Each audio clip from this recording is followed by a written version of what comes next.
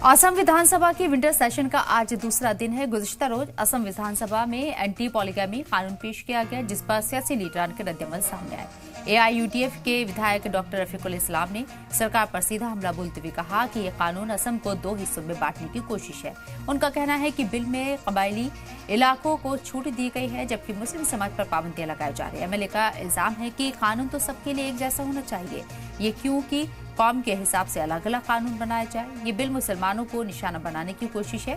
वहीं दूसरी तरफ असम सरकार के वजीर रंजीत दास ने बिल का बचाव करते हुए कहा है कि एंटी पॉलीगैमी कानून रियासत की तरक्की के लिए जरूरी है।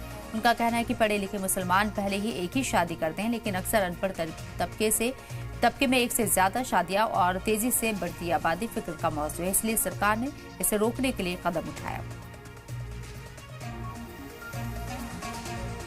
कानूनी लड़ाई की बात कहाँ हमने अभी तो बिल लाया है। बिल में क्या हम उसमें हम उस बिल पे बात करेंगे, डिस्कशन होगा। बिल पे हमारा अपनी बात है, हम अपने ओपिनियन रखेंगे, हम कोशिश करेंगे। अगर संविधान से टकराने वाली बात है तो इस बिल को सरकार वापस ले ले। इस तरह के बाद अब 29 तारीख को बिल पे डिस्कशन होगा, तो उस वक्त हम उस पर बात करेंगे, डिस्कस करेंगे, अपने ओपिनियन हम उसमें रखेंगे। अब देखिए, उसमें आसाम को भाग भाग किया गया है। आसाम के कुछ एरिया को छोड़ दिया है कि यहाँ के लोग दूसरी शादी कर सकता है। आसाम के फिर एक इलाका है, यहाँ के लोग शादी कर सकते हैं, यहाँ के लोग नहीं कर सकते। तो ये कैसा बिल है? अब इंडिया देखिए, इंडिया के सब दूसरे स्टेट में, आसाम से निकल के बंगाल में चले जाइए, वहाँ धड़ल्ले से आप दूसरी शादी कर लीजिए। आप बीजेपी के यहाँ आसाम से लगा अरुणाचल स्टेट है, वहाँ किसी के पास 3-3, 7-7, 20-20 बीबियाँ है। वहाँ 17, 18, 15, 10, 12 अरुणाचल में ऐसा है घटना। बीजेपी शासित सरकार है, वहाँ इस बिल को लाना चाहिए, लेकिन वहाँ नहीं। आसाम में जहाँ दूसरी शादी करने वाले लोग बहुत कम है। शादी करने से क्या होता है कि बाल बच्चा उन लोग को 10 से ज़्यादा होता है। लेकिन जो माइनॉरिटी है, एजुकेटेड माइनॉरिटी, जो माइनॉरिटी डॉक्टर है, इंजीनियर है, तो प्रोफेसर है, उन लोग का बच्चा 1 या 2 है। लेकिन अनएजुकेटेड जितना अनएजुकेटेड ज़्यादा है इधर में, माइनॉरिटी लोगों का उधर में बच्चा ज़्यादा है। तो एक जो बीबी होते हैं उसमें ज़्यादा है। लेकिन 2-3 अगर उन लोग शादी करेगा तो 20-25 बच्चा हो जाएगा। इसलिए अगले दिन भारत को सुनिश्चित करने के लिए, असम को सुनिश्चित करने के लिए across the political line, across the religion. Assam विधानसभा के शीतकालीन सत्र का आज दूसरा दिन है।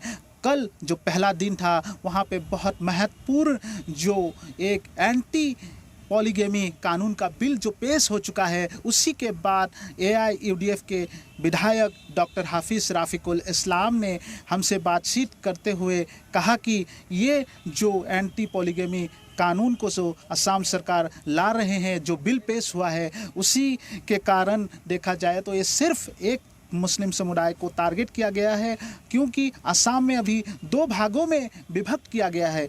जैसे कि जनगुस्ती इलाकों में 6 जनगुस्ती इलाके हैं जो, उसमें एंटी पॉलीगैमी कानून लागू नहीं होगा, और जो दूसरे इलाके हैं वहाँ पे ही ये एंटी पॉलीगैमी कानून लागू होगा। देखा जाए तो एक ख़ास बात हाफिज रफीकुल इस्लाम ने कहा है कि ये जो ख़ास जो एंटी पॉलीगैमी जो बिल पेश हो चुका है, इस बिल को सिर्फ टारगेट के तहत किया गया है, क्योंकि सिर्फ 2 या 3 शादी मुसलमानों में नहीं, अन्य धर्मों में भी है। देखा जाए तो लगातार ये कानून के खिलाफ AIUDF बोल रहे हैं। वहीं हमने जो असम सरकार के जो मिनिस्टर रंजीत दास से भी बातचीत की, उन्होंने साफ तौर से कहा है कि असम में जो माइनॉरिटी इलाके हैं, जो मुस्लिम इलाके हैं, वहाँ के जो पढ़े लिखे लोग हैं वो लोग 2-3 शादी नहीं करते हैं, परंतु जो अनपढ़ लोग हैं वो 2-3 शादी करते हैं मुसलमानों में, और जनसंख्या नियंत्रण नहीं होता है। इसी कारण असम सरकार ने एंटी पॉलीगैमी जो कानून का जो बिल पेश किया है, और कानून जो लाने वाले हैं, ये बहुत अच्छा है और ये असम के भलाई के लिए है।